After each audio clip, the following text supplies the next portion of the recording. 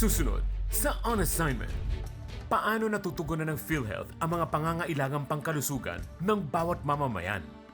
Ang nasa batas is that lahat ng mga Pilipino automatic miyembro na ng PhilHealth. Looking at all these different other diseases, gusto natin ito talagang itaas to the maximum or i-full coverage ng PhilHealth.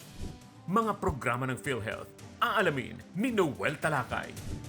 Ang inaabangan na 11th Asian Age Group Aquatic Championships, sinubaybayan ni Daryl Oclares. Malalakas po talaga yung nakalaban ko.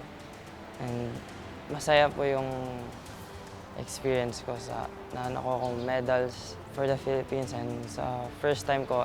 At ang patuloy na pagpapaalala ng otoridad na mag-ingat ang publiko lalo na ngayong Fire Prevention Month. Kasama si Jezzy Atienza. Isang magandang halimbawa ang kwento ng kabayanihan ng rider na si Alrit na sa isang mabilis na aksyon, isang buhay ang nailigtas mula sa trahedya. Ngayong Lunes, alas 8 ng gabi, dito sa inyong People's Television.